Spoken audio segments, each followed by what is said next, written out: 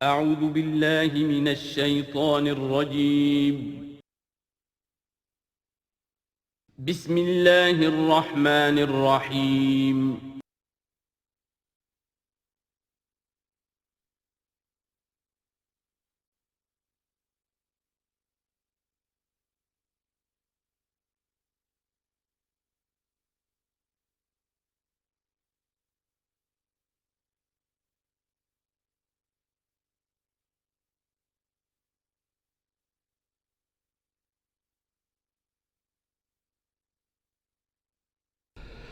نحمده ونصلي على رسوله الكريم اما بعد فاعوذ بالله من الشيطان الرجيم بسم الله الرحمن الرحيم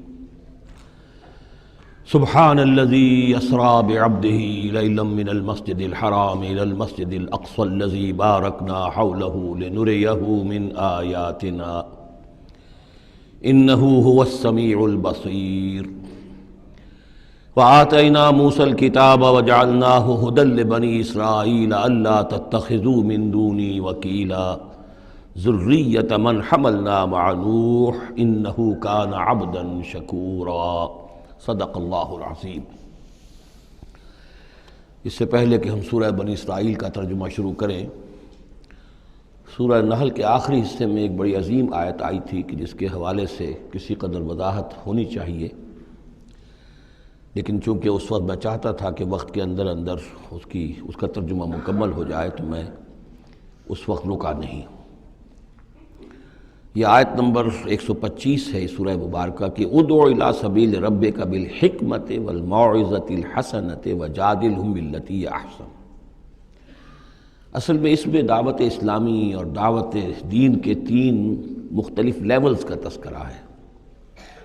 عام طور پر اس کو ایک ہی چیز سمجھ کر لوگوں نے ترجمہ بھی کیا ہے، وضاحت بھی کی ہے، لیکن دقت نظر سے جائزہ لیا جائے تو چونکہ انسانوں میں مختلف قسم کے انسان ہیں تو دعوت و تبلیغ کے بھی اسی اعتبار سے مختلف گوشے کہہ لیجئے، مختلف لیولز کہہ لیجئے۔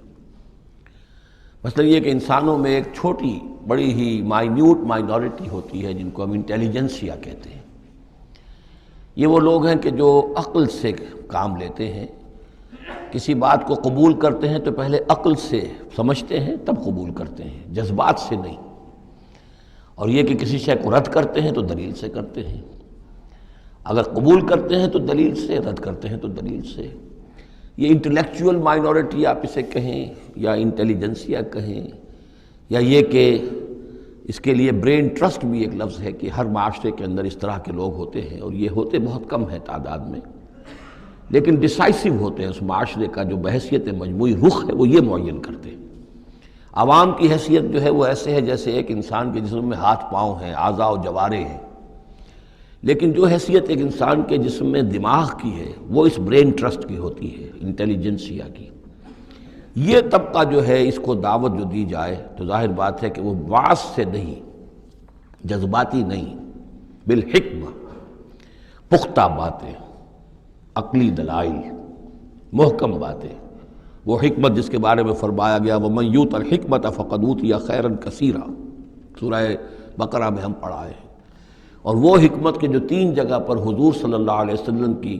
جو تعلیم و تربیت ہے اس کے مراحل میں سب سے اونچا مرحلہ بیان ہوا ہے،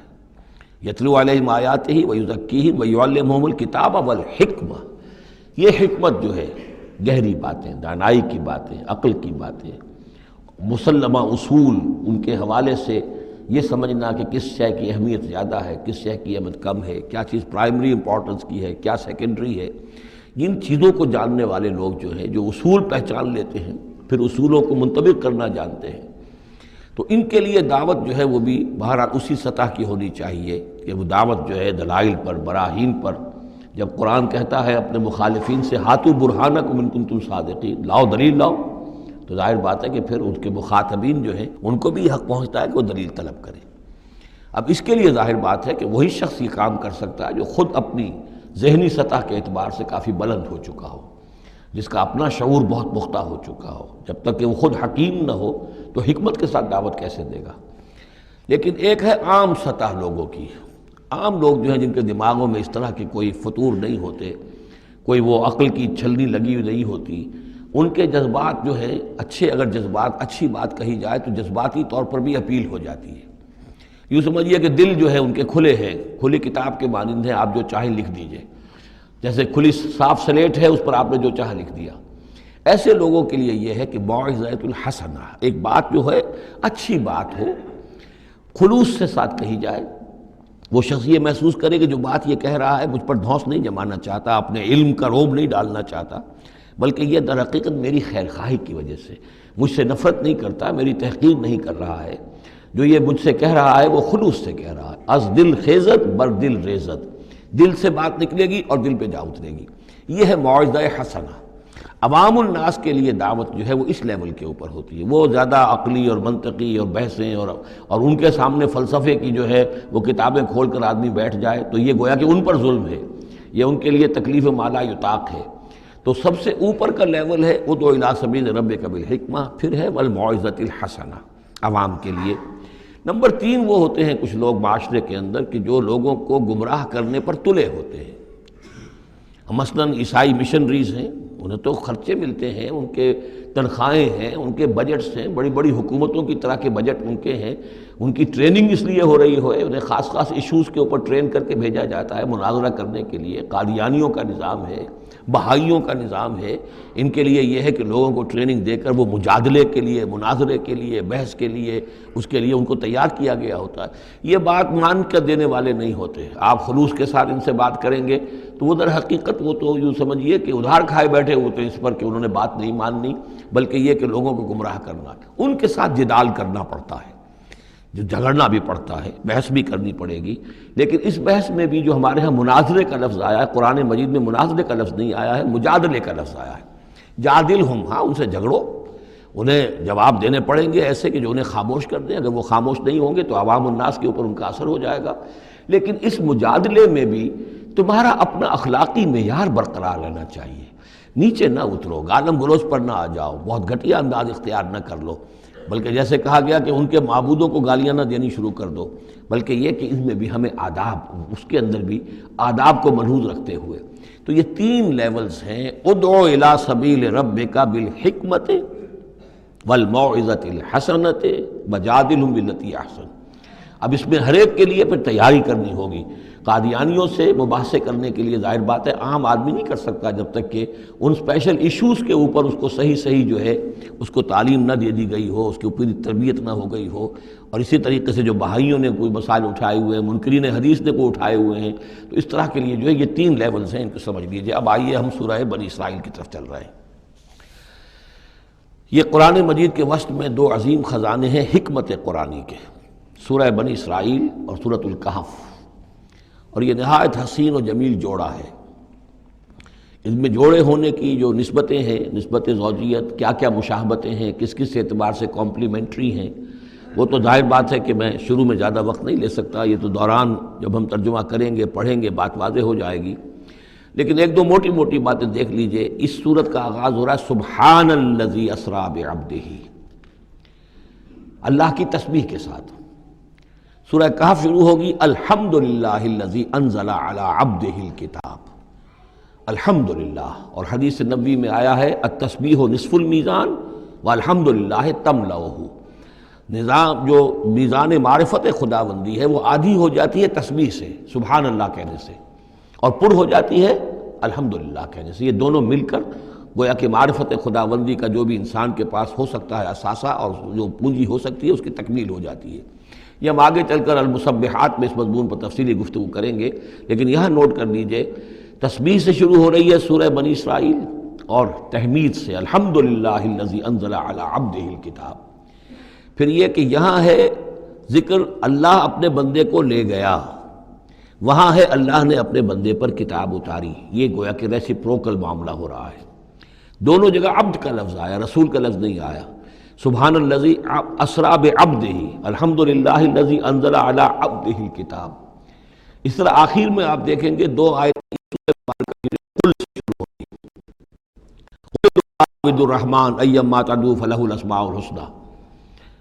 اسی طریقے سے آخری آیت بھی ہے،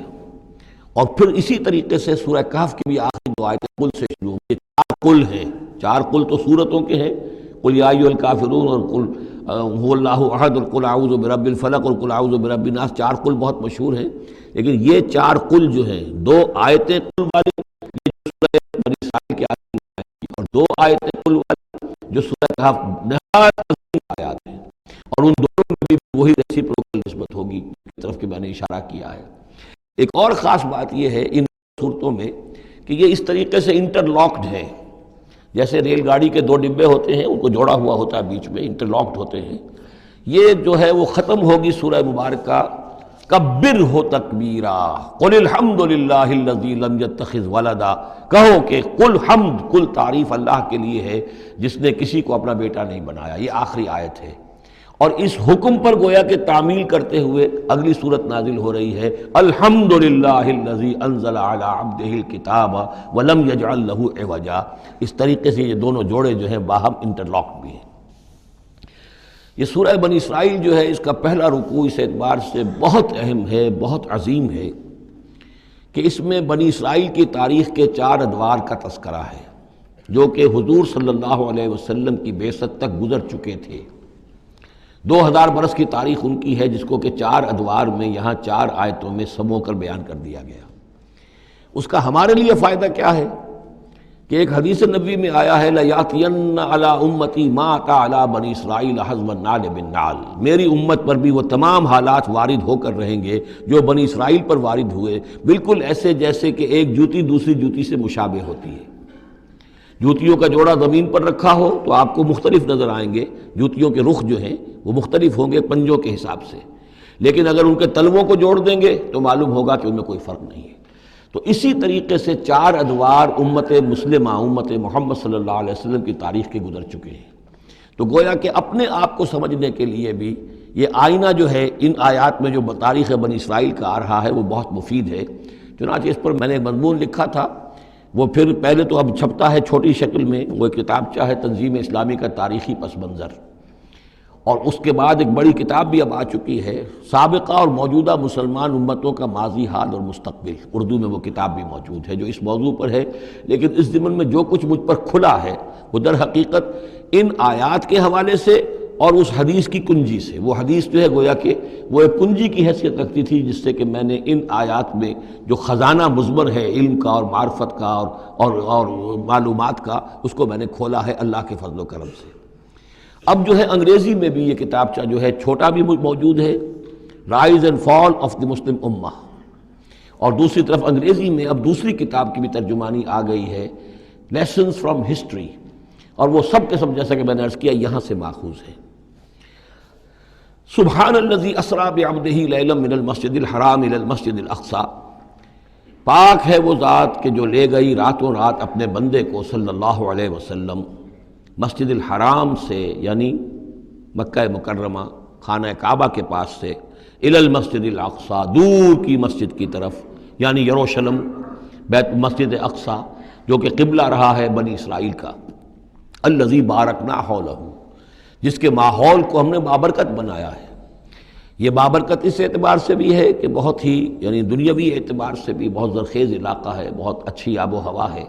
اور اس اعتبار سے بھی کہ یہاں سینکڑوں نبی آئے ہیں، وہ حضرت ابراہیم کا مدفن بھی وہیں ہے، حضرت ابراہیم کا مسکن وہ رہا ہے، بہت سے انبیاء وہاں رہے ہیں، اور یہ جو مرکز رہا ہے یروشلم کا، ہیکل سلیمانی، یہ نہ معلوم کتنے نیک لوگ جو ہیں یہاں رہے ہیں اور یہاں پر عبادتیں ہوتی رہی ہیں، تو وہ پورا ماحول جو ہے روحانی اعتبار سے بھی مادی اعتبار سے بھی بڑا بابرکت ہے۔ یہ اشارہ ہو رہا ہے معراج کے سفر کی طرف، جس کے 2 حصے ہیں، ایک حصہ زمینی اور حصہ پھر آسمان کی طرف۔ زمینی حصہ یہ ہے کہ مسجد حرام سے اور مسجد اقصی یروشلم تک حضور کو لے جایا گیا، اور اس کے بعد پھر وہاں سے جو ہے اسینٹ، جو اوپر اٹھنا جو ہے آسمانوں کی طرف کا سفر جو ہے وہ شروع ہوا ہے۔ قرآن مجید میں یہاں صرف اس پہلے حصے کا ذکر کیا ہے، اور اس کا خاص سبب کیا ہے؟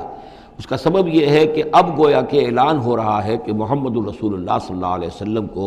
اللہ تعالیٰ ان دونوں دین کے جو توحید کے عظیم مراکز تھے ان کا متولی بنا رہا ہے، محمد کو اور ان کی امت کو صلی اللہ علیہ وسلم وعلی اصحابہ الصلاۃ والسلام۔ اس حوالے سے آپ کو وہاں لے جایا گیا، وہاں تمام انبیاء کرام ان کی ارواح وہاں جمع ہوئیں، جو بھی ان کو اللہ تعالیٰ نے اس کو جسد دیے ہوں گے، مثالی جسد دیے جن حقیقتوں کو ہم نہیں جان سکتے، یہ تمام جو ہے پھر متشابہات میں آ جائے گا۔ وہاں حضور نے ان کی امامت کی، پھر وہاں سے آسمان کی طرف آپ کا سفر کا جو ہے وہ عروج کا، معراج کا سفر شروع ہوا ہے۔ اس کا ذکر قرآن مجید میں اس دوسرے حصے کا جو ہے وہ پھر سورۃ النجم میں آئے گا مختصر طور پر، یہاں صرف اس کے زمینی حصے کا ذکر ہے۔ سبحان الذی اسریٰ بعبدہ لیلا من المسجد الحرام الی المسجد الاقصی الذی بارکنا حولہ لنریہ من آیاتنا، تاکہ ہم دکھائیں اسے اپنے بندے کو محمد کو صلی اللہ علیہ وسلم اپنی آیات۔ انہ هو السمیع العلیم، یقیناً سمیع البصیر، یقیناً وہی اللہ ہے سب کچھ سننے والا، سب کچھ دیکھنے والا۔ اب اس کے بعد وہ جو مرکز تھا وہاں پر، چونکہ بنی اسرائیل کی تاریخ کا وہ مرکز رہا ہے، حضرت سلیمان علیہ السلام نے اس کو تعبیر کیا تھا، تو اب ان کی تاریخ کا حوالہ شروع ہو رہا ہے۔ وآتینا موسیٰ الکتاب، اور ہم نے موسیٰ کو کتاب دی تھی یعنی تورات۔ وجعلناہ ھدی لبنی اسرائیل، اور ہم نے اسے بنایا تھا ہدایت نامہ، رہنمائی بنی اسرائیل کے لیے۔ وہ ھدی للناس اس معنی میں نہیں تھی کہ تمام نوع انسانی کے لیے ہو، بلکہ وہ در حقیقت بنی اسرائیل کے لیے ہدایت نامہ۔ وجعلناہ ھدی لبنی اسرائیل اللہ تتخذوا من دونی وکیلا، اور اس کی تعلیم کا لب لباب اور خلاصہ، توحید کا اصل جو جوہر ہے، مغز ہے، وہ کیا ہے؟ اللہ کے سوا کسی کو کارساز نہ سمجھو، مت پکڑو کسی اور کو میرے سوا کارساز، کسی پر تمہارا بھروسہ، کسی پر توکل نہ ہو میرے سوا۔ یہ توحید کا لب لباب ہے اور خلاصہ ہے۔ ذریۃ من حملنا مع نوح، اے وہ لوگوں جو اولاد ہو ان کی جن کو ہم نے اٹھایا تھا نوح کے ساتھ، سوار کیا تھا کشتی میں نوح کے ساتھ۔ حضرت نوح علیہ السلام کے 3 بیٹے، سام، حام، یافس، اور ظاہر بات ہے سام ہی کی نسل ہے یہ کہ جس میں حضرت ابراہیم کی پیدائش ہوئی، اور انہی کی نسل ہے یہ بنی اسرائیل۔ تو گویا کہ یہاں ذکر ہو رہا ہے کہ وہ جو لوگ حضرت نوح علیہ السلام کے ساتھ بچا لیے گئے تھے ان کی کشتی میں، انہی میں سے ایک کی نسل تم ہو۔ ذریۃ من حملنا مع نوح انہ کان عبدا شکورا، یقیناً وہ ہمارا بہت ہی شکر گزار بندہ تھا حضرت نوح علیہ السلام کے بارے میں۔ وقضینا الی بنی اسرائیل فی الکتاب لتفسدن فی الارض مرتین، اور ہم نے یہ پہلے ہی متنبہ کر دیا تھا بنی اسرائیل کو کتاب میں کہ 2 مرتبہ تم زمین میں بڑا فساد بچاؤ گے۔ وَلَتَعْلُنَّ عُلُوًّا كَبِيرًا، اور بہت ہی تم سرکشی کرو گے، بہت بڑی سرکشی کرو گے۔ یعنی 2 ادوار تم پر ایسے آئیں گے، شرارتیں کرو گے، سرکشی کرو گے، دین سے دور ہو جاؤ گے، لہو و لعب میں مبتلا ہو جاؤ گے، عیاشیوں کے اندر، اور اس میں تمہارا جو ہے اللہ تعالیٰ کی طرف سے پھر تمہارے اوپر عذاب کے کوڑے برسیں گے۔ اب یہاں پہ بٹوین دی لائن یہ ہے کہ اس سے پہلے ان کا ایک دور آیا کہ جس کے اندر ان کو اللہ تعالیٰ نے ان پر رحمتیں فرمائیں۔ چونکہ ہم کچھ چیزیں پڑھ چکے ہیں تاریخ بنی اسرائیل کے ضمن میں، وہ ذہن میں رکھیے۔ حضرت موسیٰ علیہ السلام لے کر نکلے بنی اسرائیل کو مصر سے، تو یہ 1400 قبل مسیح کی بات ہے۔ اس کے بعد وہ آئے ہیں، تورات انہیں ملی ہے جبکہ وہ جبل طور کے پاس پڑاؤ ڈالا ہے۔ وہاں سے پھر شمال مشرق کی طرف چلے ہیں، جب کہا گیا کہ جنگ کرو قوم نے انکار کر دیا، تو 40 برس تک کی سزا مل گئی ان کی بزدلی کی وجہ سے۔ 40 برس تک وہ اسی صحرا میں بھٹکتے پھرے۔ اسی دوران حضرت موسیٰ کا انتقال ہو گیا اور حضرت ہارون کا بھی انتقال ہو گیا۔ لیکن پھر صحرا میں جو نسل پیدا ہوئی وہ پلی بڑھی، وہ ہمت والی تھی، مشقت دیکھی ہوئی تھی اس نے پھر جنگ کی اور جہاد کیا۔ حضرت یوشع ابن نون جو خلیفہ اول تھے حضرت موسیٰ علیہ السلام کے، ان کی سرکردگی میں تو فلسطین فتح کر لیا۔ پہلا شہر جو فتح ہوا وہ اریحا یا جریکو ہے، تو آج بھی موجود ہے وہ شہر۔ اس کے بعد انہوں نے کچھ عرصے کے اندر پورا فلسطین فتح کر لیا۔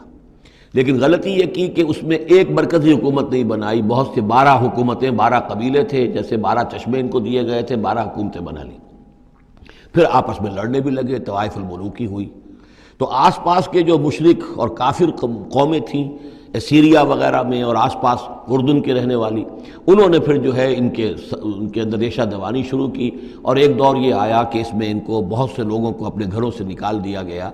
اور وہ لوگ بڑی ہی زوال سے دوچار ہو گئے۔ تب انہیں ہوش آیا، انہوں نے سیموئیل نبی جو ان کے تھے ان سے کہا کہ ہمارے لیے سپہ سالار مقرر کیجئے، ایک سپہ سالار ہو تاکہ اس کے پیچھے ہم سب کے سب 12 کے 12 قبیلے جمع ہو کر جنگ کریں، تو پھر یہ کہ اپنے دشمنوں پر فتح حاصل ہو۔ یہ وقفہ تقریباً 300 برس کا ہے، جس کے بعد وہ جنگ ہوئی ہے طالوت اور جالوت کی، اور حضرت طالوت نے جالوت کو قتل کیا۔ پھر حضرت داؤد منظر پر آ گئے، پھر طالوت، حضرت داؤد اور حضرت سلیمان، یہ 3 ان کی حکومتیں ہیں تقریباً 100 برس پر پھیلی ہوئی۔ 16 برس طالوت کے، 40 برس حضرت داؤد کے، 40 برس حضرت سلیمان کے۔ یہ گویا کہ ان کی خلافت راشدہ ہے۔ جیسے ہمارے یہاں حضرت ابوبکر کا دور مختصر ہے، پھر حضرت عمر، پھر حضرت عثمان رضی اللہ تعالی عنہم، یہ مل کر جو ہمارے ہاں بنتے ہیں 24 برس 3 خلافتوں کے، ان کے ہاں یہ 100 برس کا عرصہ ہے۔ لیکن حضرت عثمان کے بعد آپ کو معلوم ہے کہ تقسیم ہو گئی تھی مملکت، اس لیے کہ حضرت علی رضی اللہ تعالی عنہ کی خلافت کو حضرت ابی معاویہ نے تسلیم نہیں کیا، تو شام اور مصر کے علاقے علیحدہ رہے۔ بالکل اسی طرح ہوا وہاں پر بھی کہ حضرت سلیمان کے بعد ان کے 2 بیٹوں میں جو مملکت تقسیم ہو گئی۔ ایک شمالی مملکت تھی جس کا نام اسرائیل تھا، اور سامریہ اس کا دارالخلافہ تھا۔ ایک جنوبی تھی یہودا، اور وہ اس کا جو ہے یا یروشلم اس کا دارالخلافہ۔ تو اس طریقے سے 2 ملک یہ بن گئے۔ یہ زمانہ ان کا ابھی عروج کا بہرحال ہے، کچھ کئی 100 برس ان کے عروج کے گزرے، پھر ان میں خرابیاں آئیں، پھر ان کے اندر شرک، مشرکانہ اوہام آ گئے، دنیا پرستی آ گئی، شریعت کا مذاق بنانا ہو گیا معاملہ، تو پھر ان پر زوال آیا۔ پہلا زوال جو آیا، پہلے اسیرینز نے شمالی مملکت جو تھی اسرائیل کی، اس کو ختم کر دیا۔ یہ کوئی ختم کیا انہوں نے اس سے کافی پہلے 700-800 برس قبل حضرت مسیح کے۔ اس کے بعد جو اصل آیا ہے نبوکڈ نظر، جو نمرود تھا عراق کا، اس کا حملہ ہوا 587 قبل مسیح میں۔ انہوں نے یروشلم کو برباد کیا، 6 لاکھ کو قتل کیا، 6 لاکھ کو قیدی بنا کے لے گیا، اور یہ کہ یروشلم میں 2 اینٹیں سلامت نہیں رہنے دیں، اور ہیکل سلیمانی کو مسمار کر دیا۔ یہ ان کا بدترین دور آیا۔ تقریباً 125 برس یہ کیپٹیوٹی میں رہے بیبیلونیا میں، 6 لاکھ کو ہانک کر لے گیا وہاں پر، بدترین دور۔ تو پہلا عروج، اس کا جو کلائمیکس تھا وہ طالوت اور داؤد اور سلیمان کا دور حکومت، اور پہلا زوال جس کا یوں سمجھیے کہ سب سے نیچے کی پوزیشن یہ ہے جو کیپٹیوٹی کا دور ہے ان کا۔ اس کے بعد حضرت عزیر علیہ السلام ان میں آئے، اللہ نے بھیجا، انہوں نے دعوت اصلاح توبہ کی بنیادی کی، پھر یہ لوگ کچھ ٹھیک ہوئے۔ ادھر یہ کہ ایران نے حملہ کیا تھا عراق پر اور ان کو آزاد کر دیا تھا کہ جاؤ تم، کہ خورس نے، ذوالقرنین نے، کہ تم جاؤ اور جا کر اپنا شہر دوبارہ آباد کر لو۔ تو یہ پھر آ گئے، حضرت عزیر کے ساتھ ہو کر آئے ہیں۔ تو یہ تقریباً 458 قبل مسیح میں پھر یہ دوبارہ آئے ہیں۔ تو یہ سمجھیے کہ 125 برس تک یہ جو شہر ہے اجڑا پڑا رہا ہے۔ اسی دوران میں حضرت عزیر کو اللہ تعالیٰ نے 100 برس کے لیے سلائے بھی رکھا ہے، وہ موت ان پر طاری کر دی تھی جو سورہ بقرہ میں ہم پڑھ کر آئے ہیں۔ یہ سارے واقعات کو آپ یوں سمجھ لیجئے کہ یہ علیحدہ علیحدہ ٹکڑے جو ہم نے پڑھے ان کو جوڑ لیجئے۔ بہرحال پھر ان کے اندر یہ کہ ایک نیکی کی تحریک چلی، پھر ان کے اندر لوگوں نے توبہ کی، پھر اللہ نے انہیں دوبارہ ایک عروج عطا کیا، مکابی سلطنت قائم ہوئی، اور وہ جہاں تک دنیاوی حدود ہیں، زمینی حدود، وہ حضرت سلیمان کی مملکت سے بھی بڑی تھی۔ یہ ان کا دوسرا دور عروج ہے۔ لیکن پھر ان کے اندر زوال آیا، پھر خرابی آئی، پھر وہی دنیا پرستی، وہی عیاشیاں، وہی بدماشیاں، وہی مشرکانہ اوہام۔ اس کے نتیجے میں پھر ان پر جو کوڑے پڑے ہیں وہ پہلے تو پڑے ہیں یونانیوں کے ہاتھوں، سکندر مقدونی نے پہلے فتح کیا ان کو، پھر سلیوکس جو اس کا اس سے سالار تھا وہ ان پر حکمران رہا ہے۔ اس کے بعد یہ ہے کہ پھر رومنز آ گئے، رومنز نے ان کو فتح کر لیا، ان کی حکومتیں چلتی رہیں۔ یہ دوسرا دور ہے۔ اس دور میں پھر یہ ہے کہ رومنی کے ہاتھوں سن 70 عیسوی میں دوبارہ یروشلم تباہ و برباد ہوا، 1,33,000 یہودی ایک دن میں قتل کیے۔ پھر دوبارہ وہ ٹیمپل یا ہیکل سلیمانی جو دوبارہ تعمیر کر لیا تھا حضرت عزیر کے بعد، پھر وہ مسمار کر دیا گیا، اور وہ آج تک مسمار پڑا ہوا ہے۔ اور گویا کہ حضور صلی اللہ علیہ وسلم کی بعثت کے وقت 500 برس ہو چکے تھے اس کو مسمار ہوئے ہوئے۔ سن 70 عیسوی میں وہ مسمار ہوا،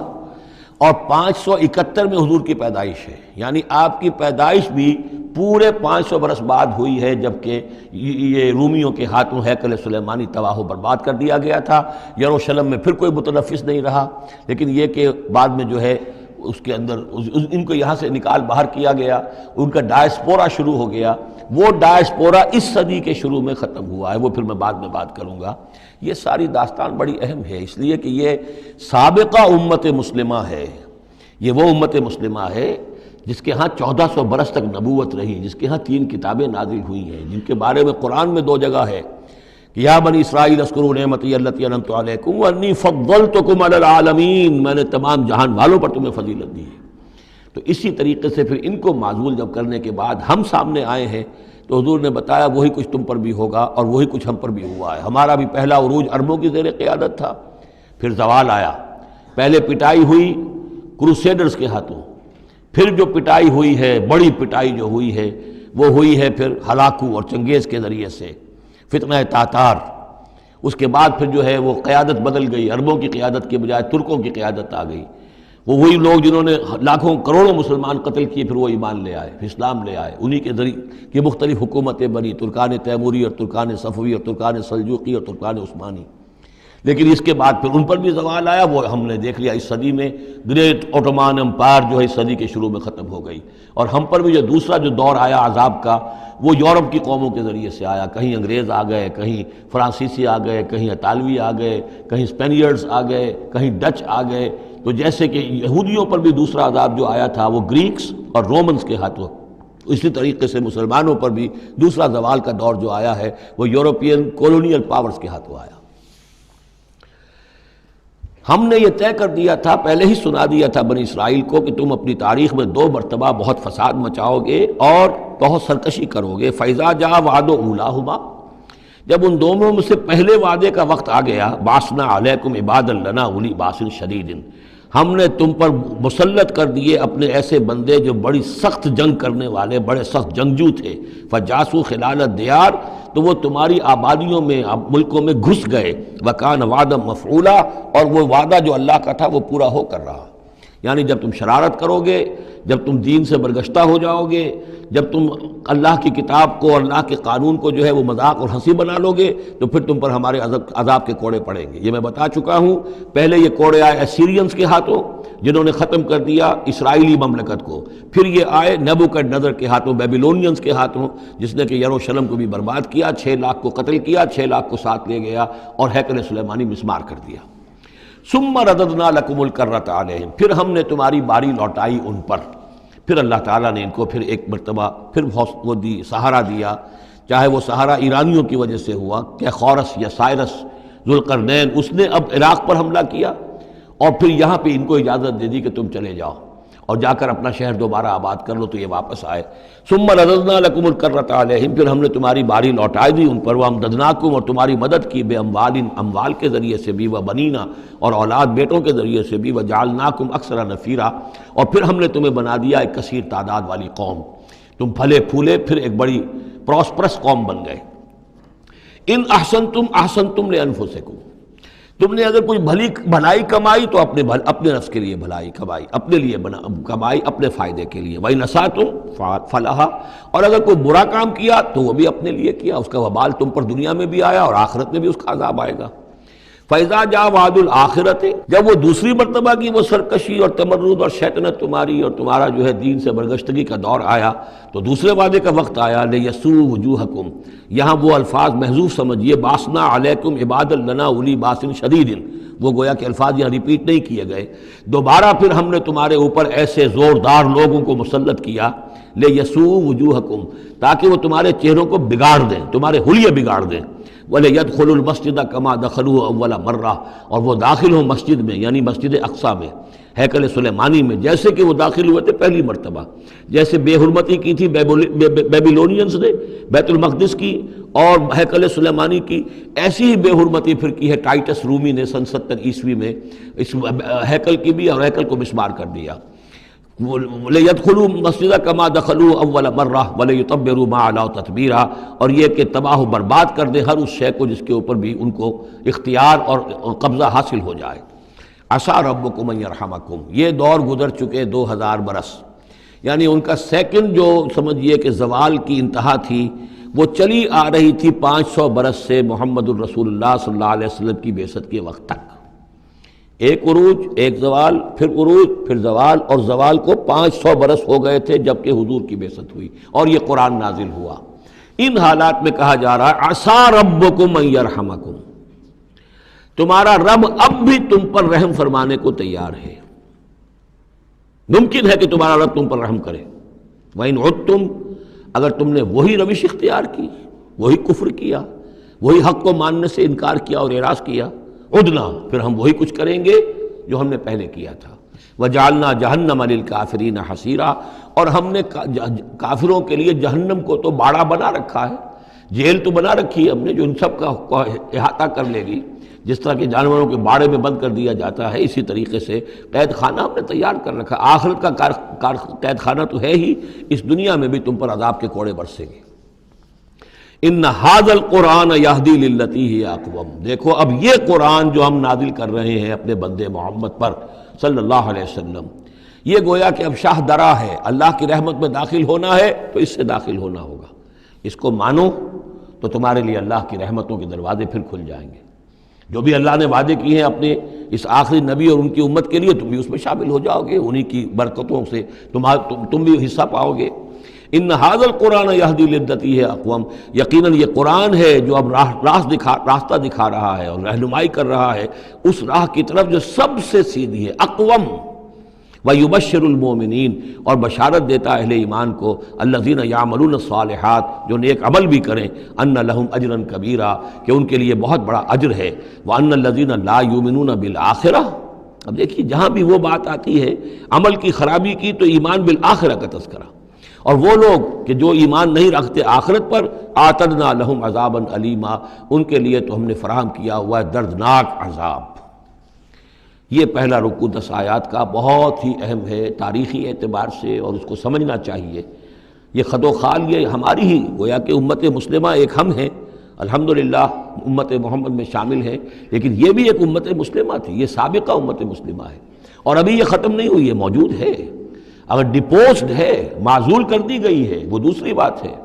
اور تقریباً 2000 برس سے یہ بڑے سختیوں کے اندر تھی، لیکن اب تقریباً 100 برس سے یہ ابھر کر آ گئی ہے، اور یوں سمجھیے کہ اب 2 پتنگیں اوپر چڑھ رہی ہیں۔ ایک سابقہ امت مسلمہ کی 1917 سے چڑھنی شروع ہوئی، بالفور ڈکلریشن،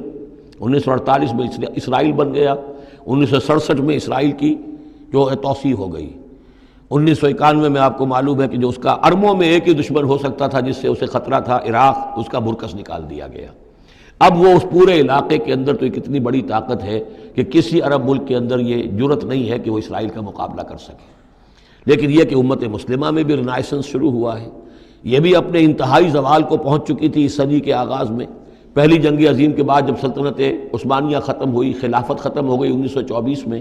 تو اس کے بعد سے یہاں بھی ایک رنائسنس شروع ہو چکا ہے۔ یہاں بھی پھر آزادی کی تحریکیں چلیں، پھر جو ریوائیول کی تحریکیں، احیائی تحریکیں، جماعت اسلامی کی تحریک، اخوان کی تحریک، مخزومی پارٹی، اسی طریقے سے جو ایران میں تھے فدائی، یہ تحریکیں چل رہی ہیں۔ تو اس کو بھی جاننا بہت ضروری ہے کہ یہ جو صدی ہماری گزری ہے، اب ختم ہو رہی ہے، اس صدی کے دوران ہمارا ایک زوال کا عمل بھی چل رہا تھا، اور ایک یہ کہ ایک نئی ایک ترقی کی طرف بھی ہم آگے بڑھے ہیں رفتہ رفتہ۔ یہ دونوں پروسیس سائیڈ بائی سائیڈ، مرج البحرین یلتقیان بینہما برزخ لا یبغیان، یہ دونوں عمل چل رہے ہیں۔ ان تمام چیزوں کا صحیح اندازہ ہونا چاہیے، ذہن میں خاکہ ہونا چاہیے، تاکہ کوئی شخص دین کی خدمت کر رہا ہو تو اسے معلوم ہو زمان و مکان کے اعتبار سے میں کہاں ہوں، کس جگہ کھڑا ہوں، ماضی کیا ہے، سامنے کیا ہے، داہنے بائیں کیا حالات ہیں۔ تو یہ ساری چیزیں جو ہیں ان کو سمجھنا بہت ضروری ہے۔ چنانچہ وہ جو میں نے چند کتابوں کا تذکرہ کیا ان کو غور سے پڑھیے، 2 مختصر ہیں، 2 ذرا اس سے بڑی ہیں۔ وَيَدْعُو الْإِنسَانُ بِالشَّرِّ دُعَاءَهُ بِالْخَيْرِ، اور انسان پکار بیٹھتا ہے شر جبکہ وہ پکار رہا ہوتا ہے اپنے نزدیک خیر۔ یعنی جب انسان دعا کرتا ہے اللہ یوں کر دے، اسے یہ معلوم نہیں کہ یہ اس کے لیے شر ہے، مانگ رہا ہے۔ جیسا کہ ہم پڑھ چکے سورہ بقرہ میں، عَسَىٰ أَن تَكْرَهُوا شَيْئًا وَهُوَ خَيْرٌ لَكُمْ، اے اللہ یہ چیز مجھ سے دور کر دے، جو چیز تم ناپسند کرتے ہو حقیقت میں اس میں تمہارا خیر ہے۔ وَعَسَىٰ أَن تُحِبُّوا شَيْئًا وَهُوَ شَرٌّ لَكُمْ، اور ہو سکتا ہے تم کسی شے کو پسند کرو اور اس میں تمہارے لیے شر ہے۔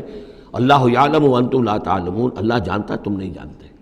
اصل بات کیا کہ اللہ کے حوالے کیا جائے، تفویض الامر، اے اللہ تیرے حوالے، سپردم بے تو مایا خیشرا تو دانی حساب کم و بیشرا، تیرے علم میں جو چیز میرے لیے خیر ہے وہ فیصلہ فرما دے، چاہے مجھے اچھی لگے یا بری لگے، لیکن تیرے علم میں۔ اللہم انی استخیرک بعلمک واستقدرک بقدرتک واسألک من فضلک العظیم، میں تو تیری قدرت سے قدرت چاہتا ہوں، تیرے علم سے خیر چاہتا ہوں، مجھے کیا پتہ کس شے میں خیر ہے کس میں شر ہے، تو جانتا ہے۔ لیکن انسان کیا ہے، وہ تو اپنی عقل کو آگے رکھتا ہے، اے اللہ یوں کر دے، ایسا ہو جانا چاہیے، حالانکہ اس کو نہیں معلوم کہ بے وقوف جو شے مانگ رہا ہے وہ اس کے لیے خیر نہیں ہے، شر ہے۔ وَيَدْعُو الْإِنسَانُ بِالشَّرِّ دُعَاءَهُ بِالْخَيْرِ، اور انسان مانگ بیٹھتا ہے اپنے لیے شر جبکہ وہ مانگ رہا ہوتا ہے اپنے تئیں، اپنے خیال میں، اپنے ذوق میں خیر۔ وَكَانَ الْإِنسَانُ عَجُولًا، اور انسان بہت جلد باز ہے، اس جلد بازی کی وجہ سے، شارٹ سائٹڈنس کی وجہ سے وہ شر کو خیر، خیر کو شر سمجھ بیٹھتا ہے۔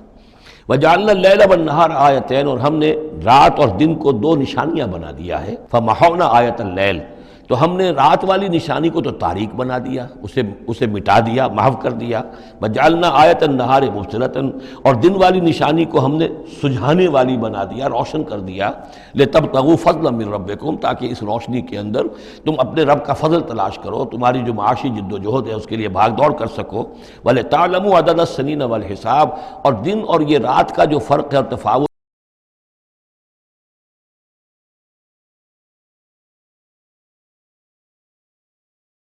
نظام الاوقات ہے، ایک دن ایک رات ایک دن ہو گیا، پھر ایک دن ایک رات، اس طرح بڑھتے بڑھتے پھر ہفتہ بنتا ہے، جو پھر اس کے بعد جو ہے وہ مہینہ اور سال۔ وَكُلَّ شَيْءٍ فَصَّلْنَاهُ تَفْصِيلًا، اور ہم نے ہر چیز کو پوری طرح کھول کھول کر بیان کر دیا ہے۔ وَكُلَّ إِنسَانٍ أَلْزَمْنَاهُ طَائِرَهُ فِي عُنُقِهِ، اور ہر انسان کے ہم نے چپکا دیا ہے اس کی قسمت یا اس کی نحوست یا اس کی خوشبختی یا اس کی جو بھی ہے بدقسمتی، یہ سب چیزیں انسان کی اپنی گردن میں ہم نے کہیں چپکا دی ہیں۔ اب اللہ جانے کہ یہ کوئی واقعتاً اس کی کوئی مادی حقیقت بھی ہے، شاید کوئی گلینڈ ایسا ہو ابھی جو ابھی تک ہمارے ڈسیکشن میں نہ آیا ہو، کوئی بہت ہی مائکروسکوپک ہو، اور اس میں کوئی بڑا ہی یوں سمجھیے کہ مائکروسکوپک کمپیوٹر اللہ نے لگا رکھا ہے۔ یہ سب ہو سکتا ہے، کچھ ممکن نہیں کہ پھر ہمیں کہیں معلوم ہو کہ یہاں پر کوئی چیز ہے، اونوقی اس کی گردن میں کوئی شے ہے کہ جو ہم نے وہاں پہ لٹکا دی ہے۔ وَكُلَّ إِنسَانٍ أَلْزَمْنَاهُ طَائِرَهُ، اور طائر کا لفظ جو آتا ہے عام طور پر تو نحوست کے لیے آتا ہے، لیکن یہ کہ اس کے ساتھ یہ جو بھی قسمت ہے، کسی کا مقسوم ہے، جو بھی اس کو ملنا ہے، یہ ساری چیزیں جو ہیں انسان کی، وہ ہر انسان کے ساتھ گویا کہ اس کی وہ کتاب الکتاب میں سے اللہ تعالیٰ نے جو اس کا کھاتا ہے، اس کا ڈیبٹ کریڈٹ وہ یہاں پر لگا دیا ہے۔ وَنُخْرِجُ لَهُ يَوْمَ الْقِيَامَةِ كِتَابًا يَلْقَاهُ مَنشُورًا، اور ہم نکال لیں گے اس کے لیے قیامت کے دن اسے ایک کتاب کی شکل میں جسے وہ پڑھے گا، کھلی ہوئی کتاب۔ یعنی یہیں پر شاید وہ کوئی لگا ہوا ہے، کوئی ریکارڈر ہے کہ جس کے اندر وہ سارے ہمارے افعال و اعمال ریکارڈ ہو رہے ہیں، چاہے وہ کتنا ہی مائکروسکوپک ہو، اور اس کے بعد اس کو نکال کر جو ہے وہ رکھا جائے۔ یہ ایک چپ کے اندر، آپ کو معلوم ہے چپسی کا تو سارا کھیل اس دنیا میں چل رہا ہے، اس میں آپ کی پوری زندگی کی فلم موجود ہے، آپ نے ایک ایک حرف جو زبان سے نکالا وہ موجود ہے، آپ کے ذہن میں جو جو خیالات آتے رہے وہ موجود ہے، آپ کے دل میں جو جو نیتیں پروان چڑھتی رہی وہ موجود ہے۔ وہ ایک چپ جو ہے کفایت کرے گا۔ وَكُلَّ إِنسَانٍ أَلْزَمْنَاهُ طَائِرَهُ فِي عُنُقِهِ وَنُخْرِجُ لَهُ يَوْمَ الْقِيَامَةِ كِتَابًا يَلْقَاهُ مَنشُورًا، اور کہہ دیا جائے گا اقرأ کتابک، خود پڑھ لو اپنی کتاب، یہ اپنا اعمال نامہ خود پڑھ لو۔ کفیٰ بنفسک اليوم علیک حسیبا، تم خود بھی آج کافی ہو کہ حساب کر لو، ڈیبٹ کریڈٹ کا حساب جوڑ لو، یہ سارا تمہارے سامنے تمہارا کچا چٹھا موجود ہے۔ من اہتدی فإنما یہتدی لنفسہ، جو کوئی بھی ہدایت پر آتا ہے، ہدایت کو اختیار کرتا ہے تو وہ اپنے بھلے کے لیے، اپنے فائدے کے لیے۔ وَمَنْ ضَلَّ فَإِنَّمَا يَضِلُّ عَلَيْهَا، اور جو گمراہ ہوتا ہے تو ظاہر بات ہے وہ اپنے اوپر ہی اس کا وبال لے گا، گمراہ ہوتا ہے اپنے اوپر، اپنے خلاف، اپنے اوپر ہی وبال لے گا۔ وَلَا تَزِرُ وَازِرَةٌ وِزْرَ أُخْرَىٰ، اور دیکھو نہیں ہوگی کوئی جان اٹھانے والی کسی اور کے جان کے بوجھ کو، ہر ایک کو اپنا بوجھ خود اٹھانا ہے، جو بھی آپ کے اعمال کا انبار ہے وہ آپ کے کندھوں پر ہوگا، کوئی اور نہیں اٹھا سکے گا۔ وَمَا كُنَّا مُعَذِّبِينَ حَتَّىٰ نَبْعَثَ رَسُولًا وَمَنْ ضَلَّ وَلَا تَزِرُ وَازِرَةٌ وِزْرَ أُخْرَىٰ وَمَا كُنَّا مُعَذِّبِينَ حَتَّىٰ نَبْعَثَ رَسُولًا، یہ میں نے پہلے بھی حوالہ دیا تھا آج، یہ اللہ کی سنت رہی ہے کہ کسی قوم کے اوپر عذاب ہلاکت، عذاب استیصال، چھوٹے عذاب تو آتے رہتے تھے، لیکن یہ کہ بڑا عذاب جس سے کہ قوم کو نسیہ منسیہ کر دیا جائے، جیسے قوم نوح اور قوم ہود اور قوم صالح پر آئے وغیرہ، ان کے بارے میں اللہ کا قانون یہ ہے کہ جب تک رسول کو نہ بھیج دیا جائے، رسول حق کا حق ہونا واضح نہ کر دے، کوئی اشتباہ نہ رہے، حق مبرہن ہو جائے، اتمام حجت ہو جائے، رسلا مبشرین و منذرین لئلا یکون للناس علی اللہ حجت بعد الرسل، پھر اس کے بعد عذاب آتا تھا۔ وما كنا معذبین حتی نبعث رسولا، ہم عذاب دینے والے نہیں رہے ہیں جب تک کہ رسول نہ بھیج دیں۔ وَإِذَا أَرَدْنَا أَن نُهْلِكَ قَرْيَةً أَمَرْنَا مُتْرَفِيهَا، اور جب ہم فیصلہ کر لیتے تھے کہ کسی بستی کو یا کسی علاقے کے رہنے والوں کو ہلاک کرنا ہے تو پھر ہم کھلی چھوٹ دے دیتے تھے اس کے جو مرفہ الحال لوگ ہوتے تھے، دولت والے، پیسے والے، ان کی رسی دراز کرتے تھے، فَفَسَقُوا فِيهَا، وہ خوب ادھم مچاتے تھے، فسق و فجور، لہو و لعب، عیاشیاں، بدماشیاں، اس کا بازار گرم کر دیتے تھے۔ فحق علیہ القول، یہاں تک کہ وہ گویا کہ بھٹی پوری طرح دہک جاتی تھی اور وہ بستی یا وہ علاقہ جو عذاب الہی کا پورے طور پر مستحق ہو جاتا تھا۔ وحق علیہ القول فدمرناها تدمیرا، تو پھر ہم اسے، اس بستی کو اکھاڑ کر پٹخ دیتے تھے، اللہ کی طرف سے عذاب آ جاتا تھا۔ یعنی یہ بتایا جا رہا ہے کہ عذاب آنے میں سب سے بڑا حصہ جو ہوتا ہے کسی قوم کے سرمایہ داروں کا ہوتا ہے، ان کی رنگ رلیاں، ان کے جو بھی ان کے عیش اور ان کی عیاشیاں اور ان کی بدماشیاں جو ہیں، در حقیقت وہ عوام اگر روک نہیں رہے تو وہ بھی مجرم ہو گئے۔ ہاں جو روکنے والے ہیں، نہیں منکر کرنے والے، ان کو اللہ تعالیٰ بچا لیتا ہے، ورنہ یہ کہ جن لوگوں نے ان کو روکا نہیں، گویا کہ وہ انہی کے حکم میں ہیں۔ وَكَمْ أَهْلَكْنَا مِنَ الْقُرُونِ مِنْ بَعْدِ نوح، اور کتنی ہی نسلوں اور قوموں کو ہم نے ہلاک کیا ہے نوح کی قوم کے بعد۔ وَكَفَىٰ بِرَبِّكَ بِذُنُوبِ عِبَادِهِ خَبِيرًا بَصِيرًا، اور آپ کا رب کافی ہے لوگوں کے گناہوں سے واقف ہونے کے اعتبار سے، وہ جانتا ہے۔ کفا بربک بذنوب عبادہ خبیرا بصیرا، خبیر اور بصیر ہونے کے اعتبار سے خوب جانتا ہے کس نے کیا کمایا ہے، کس نے کون کون سے گناہ جو ہیں اپنے نامہ اعمال میں درج کرائے ہیں۔ یہ جو اب آیتیں آ رہی ہیں یہ اس موضوع پر، اگرچہ یہ موضوع جو ہے قرآن مجید میں بار بار آتا ہے، لیکن یہ مقام اس موضوع کے لیے ذروۂ سنام ہے قرآن کا، چوٹی یہ ہے اس موضوع پر۔ وہ موضوع کیا ہے؟ من کان یرید العاجلۃ عجلنا لہ فیہا ما نشاء لمن نرید، جو کوئی عاجلہ کا طلبگار بنتا ہے، اس دنیا ہی کا طالب ہے، یہیں کا عیش، یہیں کا آرام، یہیں کی دولت، یہیں کا نام، یہیں کی شہرت، یہیں کا اقتدار، بس یہی کا چاہیے، یہی چاہیے۔ من کانا یرید العاجلۃ، جو ارادہ کر رہا ہے اسی کا، عجلنا لہ فیہا، تو ہم جلد دے دیتے ہیں اسے اس میں سے، کچھ دولت دے دیں گے، کچھ اور شہرت دے دیں گے، کچھ دنوں کے لیے وزیر اعظم بنا دیں گے، کچھ اور کر دیں گے، ان کی محنت جو ہے اس کو کسی نہ کسی درجے میں کامیاب کر دیں گے، لیکن دو شرطوں کے ساتھ۔ ما نشاء لمن نرید، جتنا ہم چاہیں گے اور جس کے لیے چاہیں گے۔ یہ ضروری نہیں کہ ہر شخص جو دنیا کا طالب ہے دنیا اسے مل ہی جائے۔ بہت سے ایسے لوگ ہوتے ہیں وہ ساری عمر اپنے آپ کو ہلکان بھی کر دیتے ہیں، دنیا پھر بھی ہاتھ نہیں آتی،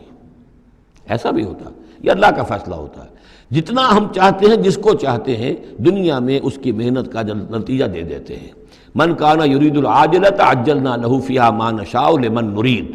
ثم جعلنا لہ جہنم، پھر چونکہ وہ طالب دنیا کا تھا اس میں سے ہم نے انہیں دے دیا جتنا چاہا، پھر اس کے لیے ہم جہنم مقرر کر دیتے ہیں، یصلاھا مذموما مدحورا، اس میں وہ داخل ہوگا مذمت زدہ ہو کر اور دھکے دیے جا کر۔ اب دوسری طرف ومن اراد الآخرۃ، اب یہ ہے اصل شے جس کو لٹمس ٹیسٹ میں کہتا ہوں۔ ہر شخص اپنے گریبان میں جھانکے میں طالب آخرت ہوں یا طالب دنیا ہوں۔ دنیا کی بجائے یہ لفظ عاجلہ آیا ہے، دنیا بھی مؤنث ہے، ادنا قریب کی شے کو کہتے ہیں ادنا، اور اس کا مؤنث دنیا۔ عاجل جلدی والی شے، دنیا جو ہے یہ زندگی نقد ہے اور یہ فوری طور پر ہے، یہاں کی جو راحت ہے وہ بھی نقد ہے، یہاں کی تکلیف ہے وہ بھی نقد ہے، فوری طور پر محسوس ہو جاتی ہے۔ آخرت کی راحت بھی ابھی وہ بعد میں آنے والی شے ہے، اور وہاں کا عذاب بھی بعد میں آنے والا، اس لیے وہ آخرہ ہے۔ تو آخرہ کے مقابلے میں یا دنیا کا لفظ آئے گا یا عاجلہ کا لفظ آئے گا۔ من کان یرید العاجلۃ عجلنا لہ فیہا ما نشاء لمن نرید ثم جعلنا لہ جہنم یصلاھا مذموما مدحورا ومن اراد الآخرۃ وسعی لہا سعیہا وہو مومن، جو آخرت کا طالب ہو اور صرف کہنے میں نہ ہو، بات کرنے میں زبانی کلامی نہ ہو، بلکہ یہ کہ واقعتاً اس کے لیے ویسی محنت کرے جیسی کہ آخرت کے لیے کرنی چاہیے، یہ شرط عین ہے۔ بس سعی لہا سعیہا، اس دنیا کے لیے کتنی بھاگ دوڑ کرتے ہو، اس کے ساتھ ذرا مقابلہ کرو، آخرت اس کے مقابلے میں کتنی قیمتی ہے، کتنی بھاگ دوڑ اس کے لیے ہونی چاہیے۔ وَسَعَى لَهَا سَعْيَهَا وَهُوَ مُؤْمِنٌ، ایمان بھی رکھتا ہو اور اس کے لیے ویسی محنت کرے جیسی کہ اس کے لیے کی جانی چاہیے۔ فَأُولَٰئِكَ كَانَ سَعْيُهُمْ مَشْكُورًا، یہ وہ لوگ ہوں گے کہ جن کی سعی جو ہے اللہ تعالیٰ کے ہاں اس کی قدر کی جائے گی، قدر افزائی کی جائے گی۔ اللہم ربنا اجعلنا منہم، کافی کٹھن مقام ہے، آسان نہیں ہے، بڑی شرطیں ہیں جو اللہ نے لگائی ہیں۔ ومن اراد الآخرۃ وسعى لها سعیہا وہو مومن فاولئک کان سعیہم مشکورا اللہم ربنا اجعلنا منہم کلا نمد ہؤلاء وہؤلاء من عطاء ربک۔ باقی یہ کہ اس دنیا کی زندگی میں تو ہم مدد پہنچا رہے ہیں ان کو بھی اور ان کو بھی، اہل ایمان کو بھی، طالب آخرت کو بھی، طالب دنیا کو بھی دے رہے ہیں۔ جب ہم نے امتحان کے لیے یہاں رکھنا ہے تو راشن تو دینا ہی ہے، کھانے پینے کے لیے تو مجرموں کو بھی اور مومنوں کو بھی اور مسلموں کو بھی کچھ نہ کچھ دینا ہے، سبسسٹنس تو ہمارے ذمے ہے۔ یہ تیرے رب کی عطا میں سے ہے، وما کان عطاء ربک محظورا، اور آپ کے رب کی عطا جو ہے وہ روکی نہیں جا سکتی۔ یعنی مسلمان یہ چاہیں کہ کافروں کو کچھ نہ دیا جائے، یہ نہیں، یہاں کا معاملہ ہم نے کھلا چھوڑا ہوا ہے، اس میں یہ کہ آپ چاہیں انہیں کچھ نہ ملے، وہ یہ آپ کی بات پوری نہیں ہوگی۔ انظر کیف فضلنا بعضهم علی بعض، دیکھو کیسے ہم نے بعض کو بعض پر فضیلت دی ہے، دنیا میں مال و اسباب میں دی ہے، ذہنی صلاحیتوں میں دی ہے، اور مختلف اعتبارات سے فضیلتیں دی ہیں۔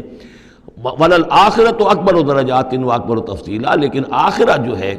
وہ درجے کے اعتبار سے اور فضیلت کے اعتبار سے بہت بڑی ہوگی۔ یہاں کتنا فرق پڑ جائے گا، کوئی محل میں رہ رہا ہے، کوئی کٹیا میں رہ رہا ہے۔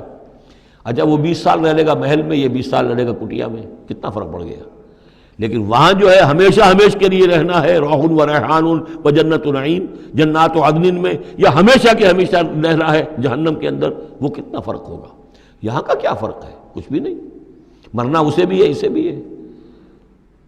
چاہے اس کے لیے بڑے سے بڑے ڈاکٹر موجود ہیں اور یہ کہیں پہ جا کے علاج کرا لے، موت اس کو بھی آئے گی، موت اس کو بھی آ جائے گی۔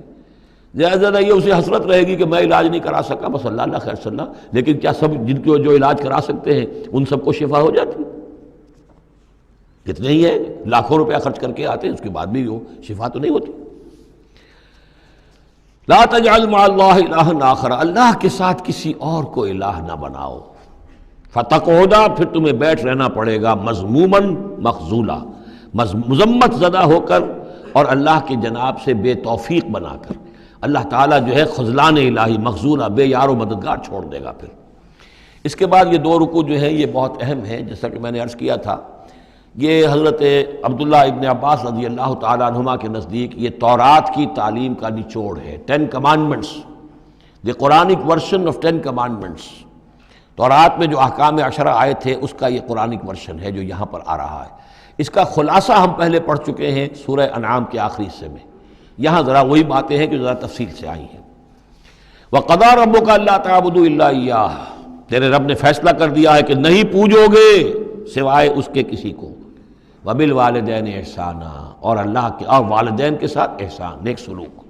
یہ چوتھا مقام آ گیا، جہاں کہ اللہ، تیسرا مقام آیا ہے، چوتھا مقام سورہ لقمان میں آئے گا، اللہ کے حقوق کے فوراً بعد والدین کے حقوق۔ اما یبلغن عندک الکبر، اگر پہنچ ہی جائیں وہ دونوں بڑھاپے تک تمہارے پاس، احدہما، وہ اکیلے، کوئی ایک ان میں سے، او کلاہما، یا دونوں، یعنی والدین اس بڑھاپے کی اور ضعیفی کی عمر کو پہنچ گئے، یا والد فوت ہو گئے، والدہ ضعیفی کی عمر کو پہنچ گئی، یا والدہ فوت ہو گئی، والد ضعیفی کی عمر کو پہنچ گئے، یا دونوں کے دونوں ضعیفی کی عمر کو پہنچ گئے۔ اما یبلغن عندک الکبر احدہما او کلاہما فلا تقل لہما اف، تو انہیں اف تک مت کہو، جھڑکنا نہیں، ولا تنہرہما، ان کو جھڑکو مت، وقل لہما قولا کریما، ان سے بات کرو نرمی کے ساتھ، ادب کے ساتھ۔ کسی وقت ان کی بات ٹالنی بھی پڑ جاتی ہے، ابا جان یہ بات تو میں نہیں کر سکتا، میری مجبوری ہے، لیکن سختی کے ساتھ نہیں، ایسی بات نہ ہو کہ جس سے ان کا دل دکھے کہ آج یہ میرے سامنے سینہ تان کر بات کر رہا ہے، کل یہی تھا وہ جو چھوٹا چھوٹا سا لپٹتا تھا میری ٹانگوں میں آ کر، اور وہ یہی ہے جسے میں گود میں لیے پھرتا تھا، یہ دل دکھے نہ۔ وَاخْفِضْ لَهُمَا جَنَاحَ الذُّلِّ مِنَ الرَّحْمَةِ، یہ آ گیا جو میں نے کہا تھا، والدین کے لیے بھی اپنے بازوؤں کو، کندھوں کو عاجزی کے ساتھ ان کے سامنے جھکا کر رکھو، سینہ تان کر بات نہ ہو ان سے، بات جب بھی ہو معلوم ہو کہ جھکے ہوئے ہیں، ان کا ادب کر رہے ہیں۔ وَقُلْ رَبِّ ارْحَمْهُمَا كَمَا رَبَّيَانِي صَغِيرًا، اور دعا کیا کرو کہ اے میرے رب ان پر رحم فرما دونوں پر، جیسے کہ انہوں نے ہمیں پالا، مجھے پالا جبکہ میں چھوٹا سا تھا،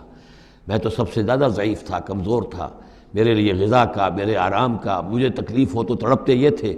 تو اے پروردگار اب ان کے احسانات کا میں کیا بدلہ چکا سکتا ہوں، میں تجھ ہی سے درخواست کرتا ہوں کہ جو کچھ احسانات انہوں نے مجھ پر کیے ہیں تو ان کو، ان کے طفیل، تو ان کی خطائیں بخش دے اور ان پر رحم فرما۔ وَقُلْ رَبِّ ارْحَمْهُمَا كَمَا رَبَّيَانِي صَغِيرًا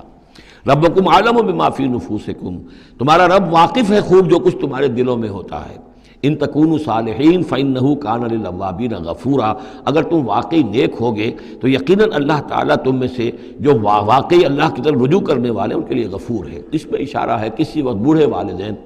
جیسے کہ ہم پڑھ آئے کہ لا یعلم من بعد علم شیئا،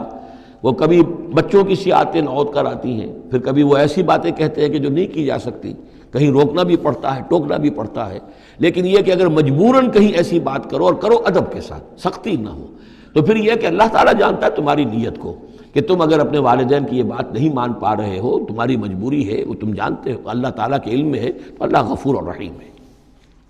وَآتِ ذَا الْقُرْبَىٰ حَقَّهُ، اور قرابت داروں کو بھی ان کا حق ادا کرو،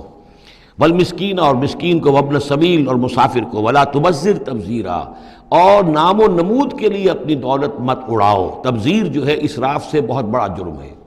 اسراف یہ ہے کہ ضرورت میں ضرورت سے زائد خرچ کیا جائے۔ کھانا آپ کی ضرورت ہے، وہ کھانا ایک سالن روٹی سے بھی آپ کی غذا پوری ہو سکتی ہے، لیکن 4 کھانے، یہ اسراف ہے۔ کپڑا آپ کی ضرورت ہے لیکن وارڈروب بھری ہوئی ہیں کپڑوں سے، یہ اسراف ہے۔ جتنے آپ کے لیے لازم ہے، ضروری ہے، وہ رکھیے۔ اور تبذیر یہ ہے کہ بلا ضرورت خرچ کرنا، صرف نام و نمود کے لیے، اپنی دولت کی نمائش کے لیے، شادیوں پر خرچ ہو رہا ہے اور کس قدر ہو رہا ہے، دھوم دھڑکا ہے، کوئی اس کی ضرورت نہیں ہے۔ یہ ہے تبذیر۔ ولا تبذر تبذیرا، اپنی دولت کو نام و نمود کے لیے مت اڑاؤ۔ ان المبذرین کانوا اخوان الشیاطین، یقیناً یہ مبذرین جو ہیں، یہ فضول خرچی کرنے والے، بیکار دولت اڑانے والے، اپنی دولت کی نمائش کے لیے، یہ شیطانوں کے بھائی ہیں۔ یہ کیوں ہے؟ یہ بات جب میری سمجھ میں آئی تھی تو بہت قرآن مجید کے ایک اعجاز کا ایک پہلو مجھ پر منکشف ہوا تھا کہ وہ جو آیت ہم پڑھ چکے سورہ مائدہ میں، شیطان کیا چاہتا ہے؟ انما یرید الشیطان ان یوقع بینکم العداوۃ والبغضاء فی الخمر والمیسر، شیطان یہ چاہتا ہے کہ تمہارے مابین دشمنی پیدا کرے، بغض پیدا کر دے شراب اور جوئے کے ذریعے سے۔ وہی بغض اور دشمنی جو ہے وہ اس سے پیدا ہوتی ہے کہ کسی سیٹھ صاحب کی بیٹی کی شادی ہے اور اس پر جو کچھ ہو رہا ہے، وہ جو پوری کوٹھی جو ہے وہ بنی ہوئی ہے، بقائے نور بنی ہوئی ہے اور دھوپ دھڑ رہا ہے۔ اچھا، اسی سیٹھ صاحب کا کوئی شوفر بھی ہوگا، کوئی پہرے دار ہوگا، کوئی مالی ہوگا، کوئی اس کا خانسامہ ہوگا، اس کی بچی شاید بوڑھی ہو رہی ہو، اس کے ہاتھ پیلے نہیں ہو رہے ہیں، کیا ہوگا اس کے دل میں؟ کیا چھریاں نہیں چل رہی ہوں گی اس کے دل میں؟ کیا پھر محبت پیدا ہوگی یا نفرت پیدا ہوگی؟ پھر تو ایسا ہوگا کہ جب اس کا داؤ چلے گا، یہ پیٹ پھاڑے گا اپنے اس سیٹھ کا اور لے کر جائے گا۔ یہ ہے وہ دشمنی ڈالنے والی بات، تبذیر جو ہے، جس سے کہ دشمنی پیدا ہوتی، طبقاتی شعور پیدا ہوتا ہے، ہیوز اور ہیو ناٹس کے درمیان ایک جو خلیج ہے وہ زیادہ سے زیادہ جو ہے گہری اور چوڑی ہوتی چلی جاتی ہے۔ وَكَانَ الشَّيْطَانُ لِرَبِّهِ كَفُورًا، اور یقیناً شیطان اپنے رب کا بہت ہی ناشکرا تھا۔ وَإِمَّا تُعْرِضَنَّ عَنْهُمْ ابْتِغَاءَ رَحْمَةٍ مِّن رَّبِّكَ تَرْجُوهَا، اور اگر تمہیں اعراض کرنا ہی پڑ جائے ان سے، یعنی قرابت دار ہے، کوئی اور آپ سے کوئی سائل آ گیا ہے، کوئی اور ہے جو آپ سے کوئی مدد چاہ رہا ہے، اگر آپ کو اعراض کرنا ہی پڑ جائے، کیوں؟ ابتغاء رحمت من ربک ترجوہا، کہ خود تم اپنے رب کی رحمت کے ابھی امیدوار ہو، یعنی اس وقت تمہارے پاس کچھ نہیں ہے، تم بھی امید میں ہو کہ اللہ تعالیٰ تمہیں بھی نواز دے، تمہارے پاس کچھ نہیں ہے، تو اگر اپنے قرابت داروں سے یا ان سے اعراض کرنا پڑ رہا ہے، فَقُلْ لَهُمْ قَوْلًا مَيْسُورًا، تو بات ان سے وہ کرو کہ جو بڑی نرم ہو، شرافت کے ساتھ، انہیں جھڑکو نہیں۔ وَلَا تَجْعَلْ يَدَكَ مَغْلُولَةً إِلَىٰ عُنُقِكَ، اور نہ تو اپنے ہاتھ کو باندھ لو اپنی گردن کے ساتھ، یہ اصل میں کنایا ہے، استعارہ ہے بخل سے، کہ ہاتھ بندھا ہوا ہے، اس ہاتھ سے کچھ نکل ہی نہیں سکتا، کسی کو کچھ خیر جو ہے وہ مل ہی نہیں سکتا۔ وَلَا تَبْسُطْهَا كُلَّ الْبَسْطِ، اور نہ ہی ہاتھ کو کھول دو پورا کا پورا، یعنی یہ کہ بسا اوقات انسان کے اندر نیکی کا جذبہ اتنا جوش کھاتا ہے کہ سب کچھ اللہ کی راہ میں دے کر خود فقیر ہو جائے، یہ بھی نہیں، بلکہ یہ کہ ایک اعتدال کی رعایت ہونی چاہیے۔ فَتَقْعُدَ مَلُومًا مَحْسُورًا، ایک وقت میں جذبات کے رو میں آ کر تو یہ سب کچھ کر بیٹھے اور بعد میں تم جو ہے بیٹھے رہو گے الزام کھائے ہوئے اور ہارے ہوئے، اور پھر ہو سکتا ہے کہ الٹا یہ خیال ہو کہ کیا حماقت میں کر بیٹھا، مجھے جو ہے ذرا اس میں اعتدال کی روش اختیار کرنی چاہیے تھی۔ اس میں بسا اوقات ایسا ہوتا ہے کہ انسان یہ سمجھتا ہے کہ یہ غریب آدمی میرا رشتہ دار جو ہے، میں اس کی کسی نہ کسی طریقے سے اب اس کے حالات بگڑے ہوئے ٹھیک کر ہی دوں، لہٰذا وہ اپنی امکانی حد تک مدد کر رہا ہے، لیکن حالات ٹھیک نہیں ہو رہے اس کے، تو فرمایا ان ربک یبسط الرزق لمن یشاء ویقدر، یہ جو ہے کسی شخص کے اوپر رزق کا کشادہ ہو جانا اور کسی کے اوپر رزق کی تحقیق ہو جانا، یہ تمہارے اختیار میں نہیں ہے، یہ تیرے رب کے اختیار میں ہے، اللہ کے اختیار میں ہے، لہذا اپنا سا فرض ادا کرو جو تم کر سکتے ہو، معقول طریقے سے، معتدل طریقے سے، متوازن طریقے سے وہ کرو، تم یہ نہ سمجھو کہ تم کسی کے حالات کو بدلنے پر قادر ہو۔ ان ربک یبسط الرزق لمن یشاء ویقدر، یہ تو تیرا رب ہی ہے کہ جو کھول دیتا ہے رزق جس کے لیے چاہتا ہے، کشادہ کر دیتا ہے اور تنگ کر دیتا ہے جس کے لیے چاہتا ہے۔ انہ کان بعبادہ خبیرا بصیرا، یقیناً وہ اپنے بندوں کے حق میں اپنے بندوں سے پوری طرح باخبر ہے اور ان کے حالات کو دیکھ رہا ہے۔ ولا تقتلوا اولادکم خشیۃ املاق، اور اپنی اولاد کو قتل مت کرو مفلسی کے اندیشے سے۔ اب یہ جو ہمارے ہاں برتھ کنٹرول کی پوری تحریک ہے پوری دنیا میں، اور مالتھوس صاحب کے زمانے سے جو تحریک چلی تھی، اور یہ کنٹرول جو ہے آبادی کا، پاپولیشن کنٹرول، تو اگرچہ ہم یہ تو نہیں کہہ سکتے کہ اس کی ساری شکلیں حرام مطلق ہیں، بعض شکلیں اس کی جائز ہیں، اور اس کے لیے ہم صرف یہ کہہ سکیں گے کہ وہ مکروہات میں شامل ہے، لیکن یہ کہ ایک تحریک کی حیثیت سے در حقیقت یہ نفی ہے ایمان کی۔ اللہ پر توکل نہیں ہے، اللہ کے رازق ہونے پر بھروسہ نہیں ہے، اپنے حساب کتاب کو جوڑ رہے ہو، تمہیں کیا پتا اللہ کے خزانے کون کون سے ہیں؟ ابھی کچھ عرصے پہلے ہمیں پتہ ہی نہیں تھا کہ سمندر کے اندر سے کیا کچھ غذا نکل آئے گی اور کتنی عمدہ غذا ہوگی۔ یہ گوشت جو آپ کو سمندر سے ملتا ہے یہ کس قدر عمدہ ہے صحت کے لیے، باقی جو گوشت ہم کھاتے ہیں اوپر سے ریڈ میٹ، اس کے اندر کیا کیا ہیزرڈز ہیں اور کیا کیا خرابیاں ہماری صحت کے لیے، اور یہ جو ہے جو ہمیں ملتا ہے سمندر سے یہ کس قدر عمدہ ہے، لحمن طریہ جو ہم پڑھ چکے ہیں، تو معلوم نہیں تھا۔ اسی اعتبار سے جان لیجئے کہ تم اپنی اولاد کو قتل نہ کرو، اگرچہ جو بھی یعنی یوں سمجھیے کہ کنٹراسیپٹیو میتھڈز جو ہیں اس کے اوپر قتل کا اطلاق تو نہیں ہوگا، البتہ یہ کہ اگر باقاعدہ ایبارشن ہوتی ہے تو وہ تو یقیناً قتل ہی کے زد میں آئے گی۔ وَلَا تَقْتُلُوا أَوْلَادَكُمْ خَشْيَةَ إِمْلَاقٍ نَحْنُ نَرْزُقُهُمْ وَإِيَّاكُمْ، ہم ہی ان کو بھی رزق پہنچائیں گے اور تمہیں بھی ہم دیتے ہیں، تم سمجھتے ہو کہ تمہیں رزق خود اپنے ذریعے سے مل رہا ہے، یہ رزق ہم نے ہے جو تمہیں دیا ہے۔ إِنَّ قَتْلَهُمْ كَانَ خِطًا كَبِيرًا، یقیناً ان کو قتل کرنا جو ہے بہت بڑی خطا ہے۔ وَلَا تَقْرَبُوا الزِّنَا، اور زنا کے قریب تک مت جاؤ۔ اب یہاں پر یہ نہیں کہا کہ زنا مت کرو، زنا سے تو بہت فاصلے پر رہو، keep at a safe distance. وَلَا تَقْرَبُوا الزِّنَا، اس کے قریب تک نہ جاؤ، إِنَّهُ كَانَ فَاحِشَةً وَسَاءَ سَبِيلًا، یقیناً یہ بہت بے حیائی کا کام ہے اور بہت ہی برا راستہ ہے۔ وَلَا تَقْتُلُوا النَّفْسَ الَّتِي حَرَّمَ اللَّهُ إِلَّا بِالْحَقِّ، اور مت قتل کرو اس جان کو، انسانی جان کو جسے اللہ نے محترم ٹھہرایا ہے مگر حق کے ساتھ۔ حق کیا ہے؟ قاتل کو قتل کیا جائے گا، اس کی جان لے لی جائے گی، اس کے قتل کے بدلے خون کے بدلے خون، یا مرتد ہے اس اسلامی ریاست میں اسے قتل کر دیا جائے گا، یا یہ کہ زانی یا زانیہ ہے شادی شدہ اس کو رجم کیا جائے گا، یا یہ ہے کہ اور بھی کوئی قتل کی جو ہے جس کے اوپر یہ کہ عائد ہو جائے، کافر ہے حربی ہے، ہر کافر نہیں، جس کے ساتھ اعلان جنگ ہے اسے قتل کیا جائے گا، یہ ہے بالحق۔ ومن قتل مظلوما، اور جسے قتل کر دیا گیا مظلوم طور پر بغیر یعنی کسی حق کے ظلم سے، فقط جعلنا لولیہ سلطانا، تو اس کے ولی کو ہم نے ایک اختیار دیا ہے، اس کے اختیار ہے اب جو مقتول ہے اسلامی قانون میں اس کے ورثاء کو اختیار حاصل ہے، چاہے تو وہ قاتل کی جان لے لیں، اصرار کریں اس پر کہ ہم خون کا بدلہ خون، جان کا بدلہ جان لیں گے، چاہے اسے معاف کر دیں، اور چاہے تو خون بہا لے کر اور جو رقم لے کر جو ہے اس کو معاف کر دیں۔ یہ تین شکلیں ہیں، لیکن اختیار ان کے پاس ہے، حکومت کے پاس نہیں ہے، کوئی جج یہ فیصلہ نہیں کر سکتا، کوئی صدر مملکت جو ہے اس کا مختار نہیں ہے، جو ہمارے دستور میں ان کو اختیار دے رکھا ہے وہ اسلام کے صریح منافی ہے۔ یہ تو در حقیقت اختیار ہے صرف مقتول کے ورثاء کا۔ فلا یسرف فی القتل، تو وہ بھی قتل میں حد سے تجاوز نہ کرے، یہ نہ کرے کہ ایک آدمی قتل کیا اس کے قبیلے والوں نے ہم ان کے 10 قتل کریں گے، نہیں، یہ نہیں، بلکہ یہ کہ ایک قاتل جو ہے در حقیقت قتل کے بدلے اسی قاتل کی جان لی جائے گی۔ انہو کانا منصورا، اس کی مدد کی جائے گی، یعنی جو بھی مقتول کے ورثاء ہیں ان کی مدد کی جائے گی۔ ریاست کا کام یہ ہے کہ وہ قاتل کو تلاش کرے، قاتل کو پکڑے، مقدمہ چلائے، اس پر ثبوت فراہم کرنا، یہ سارا ریاست کا کام ہے، لیکن مقدمے میں مدعی ریاست نہیں ہے۔ ہمارے ہاں غلطی یہ ہے کہ اسٹیٹ ورسس وہ قانون جو مقدمہ بنتا ہے اس میں مدعی حکومت ہوتی ہے، یہ نہیں ہے، ریاست نہیں ہے، بلکہ مدعی جو ہے وہ مقتول کے ورثاء ہیں اسلام میں قتل کے مقدمات میں۔ وَلَا تَقْرَبُوا مَالَ الْيَتِيمِ إِلَّا بِالَّتِي أَحْسَنُ، یہ آیت ہم پہلے بھی پڑھ چکے ہیں، اور یتیم کے مال کے قریب تک بھی مت آؤ مگر بہترین طریقے سے، اس کی حفاظت کرو اور اس کو سنبھال کر رکھو، اس کو ضائع نہ کرو، اسے کھانے اور ہڑپ کرنے کی کوشش نہ کرو، حتیٰ یبلغ اشدہ، یہاں تک کہ وہ اپنی پوری قوت کو پہنچ جائے، پوری جوانی کو پہنچ جائے، سمجھ کو پہنچ جائے، بالغ ہو جائے۔ وَأَوْفُوا بِالْعَهْدِ، اور عہد کو پورا کرو، ان العہد کان مسئولا، یقیناً عہد جو ہے معاہدہ جب بھی ہو جائے اس کے بارے میں مسئولیت ہے، اللہ کے ہاں جواب دہی کرنی پڑے گی، باس پرس ہوگی۔ وَأَوْفُوا الْكَيْلَ إِذَا كِلْتُمْ، اور جب بھی تم ماپو تو پورا ماپو، پیمانہ پورا بھرو۔ وَزِنُوا بِالْقِسْطَاسِ الْمُسْتَقِيمِ، جب تولو تو پوری سیدھی ترازو کے ساتھ تولو۔ ذَلِكَ خَيْرٌ وَأَحْسَنُ تَأْوِيلًا، یقیناً یہی بہتر ہے، اور انجام کے اعتبار سے بھی دیانتداری کے ساتھ پورا ناپ کر پورا تول کر اگر تم دے رہے ہو معاملہ، تو پھر جو بقیت اللہ ہے، پھر جو بھی اللہ کی طرف سے تمہیں نفع ہو جائے گا اس میں بہت برکت ہوگی، اس میں بہت خیر ہوگا۔ احسن تاویلا ولا تخف ما ليس لك به علم ان السمع والبصر والفؤاد كل اولئك كان عنه مسؤولا۔ اس آیہ مبارکہ کے بارے میں انشاءاللہ کچھ تفصیل سے مجھے گفتگو کرنی ہے۔ بارک اللہ لی ولکم فی القرآن العظیم ونفعنی وإیاکم بالآیات والذکر الحکیم۔